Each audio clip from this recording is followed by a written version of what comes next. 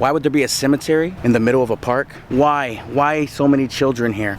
2 babies. Let's talk about it.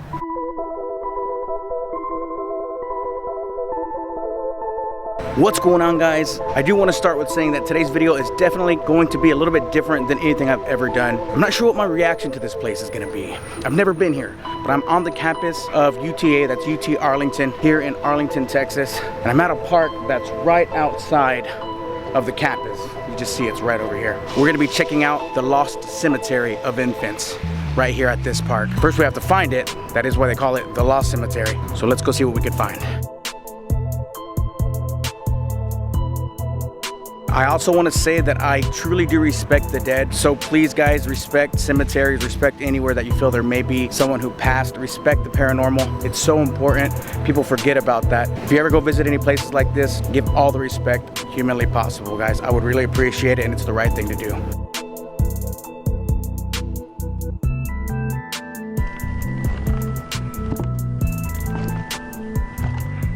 It's a beautiful park.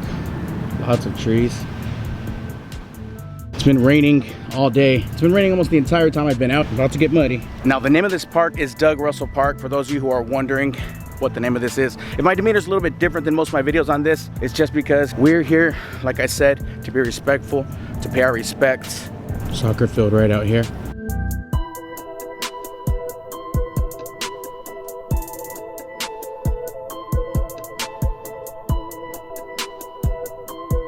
You can see the cemetery right over there. So why is this graveyard in the middle of a park?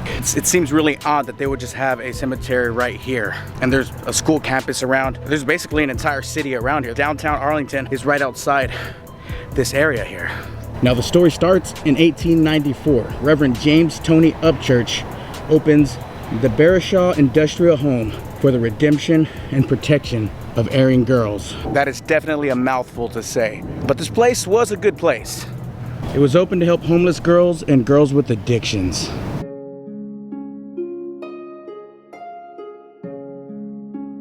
You can see small toys here. We'll get a little closer look. Left on the graves.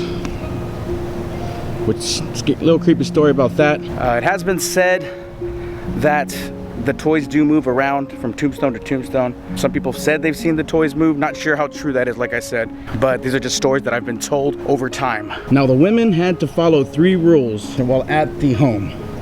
Do their chores in a timely manner, go to church every single Sunday, and if any of the women got pregnant, they were to care for that child for at least 1 year before it was put up for adoption. Berachah Home.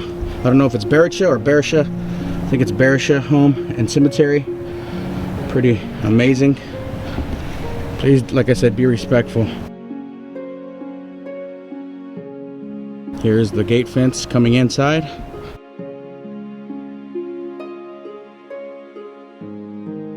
In honor of JT Upchurch, the founder, I guess that means supporter of Berachah Home, May 14th, 1903.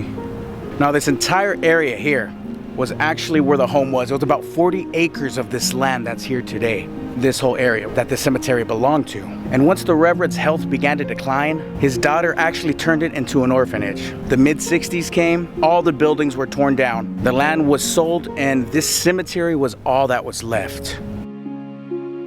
The site is said to be extremely active with paranormal activity. Some of the stories include shadows moving around, small hands grabbing or touching people. You feel their little hands touching you. The feeling of being watched, which I definitely get that. I'm avoiding walking on any of the tombstones. I'll definitely take a look at some of them for you here in a moment. And as I said earlier, those small toys appearing and reappearing in different places, moving on their own. Now, as saddened as this cemetery makes me feel to know that all these small children had passed, it does give me a little bit of hope to know that there were people that cared about those who may have felt unwanted, who may not have had a place to go. It absolutely gives me hope for this world that we live in. As for the cemetery, if you're wondering why so many children here? Well, this was a cemetery that was mainly for stillborns and children with complications. These poor babies never got to live their lives. So make sure that you live yours to the fullest. Now, what's really interesting to me about this cemetery being where it is that there are students just walking right outside this area that have no idea that this cemetery is here. Lots of love for all these poor babies. People leaving toys. in honor of their memories. Little motorcycle there. A little Ninja Turtle for Laura May. Now you see a lot of these have infant number. These were babies that never had names. That maybe, like I said, passed away stillborn or from complications. There's something really calming about this place. Something kind of beautiful. This little bear kind of put in here. And there's a lot just out here in the grass, maybe aren't being seen. Let's check out one of the bigger ones here. I'm making sure that I'm not stepping on any. Pearl Simmons, missionary for Berachah, buried in India. It's a nice race car that somebody put on top of here.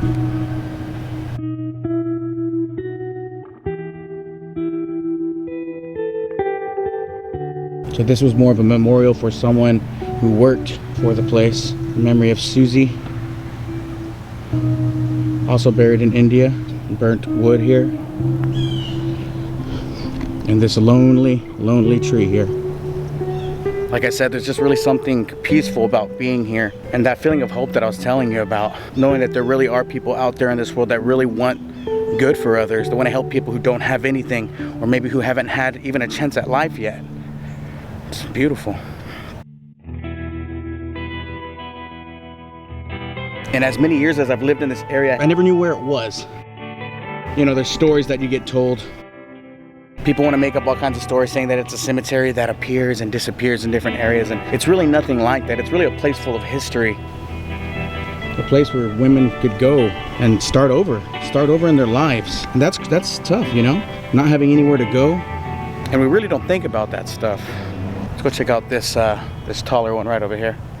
As you can see, I'm totally alone. There's nobody around this area. There's a hockey field just right down there.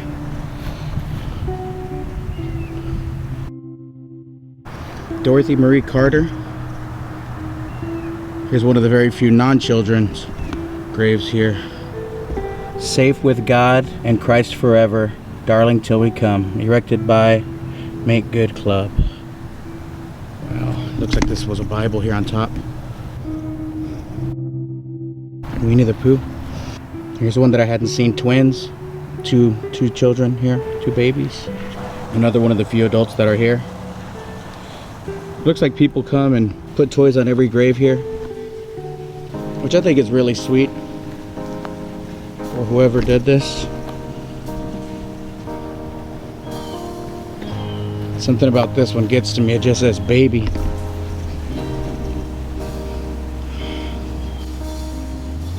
And you can see where there used to be sort of a rock formation kind of surrounding the area.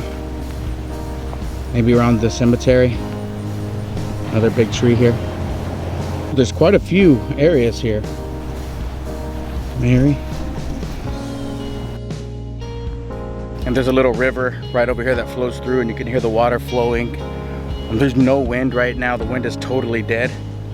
I just feel like I don't want to leave this place. It feels so peaceful here. It feels like I couldn't really explain it to you. With the exception of maybe a few of the graves here, all of these were babies that either didn't come to term or that didn't make it past the birth or just after it. Especially for those of you who are parents, you understand kind of what I'm talking about, what I'm feeling here. On one hand, it of course breaks my heart and it hurts me to know that these babies never got to live their lives. But on the other hand, you know that there were people here that were willing to help care for these children and the women who were the mothers to them. And most of these babies, had they lived their lives, or most of them would have been long gone at this point, seeing as how it's over 100 years old.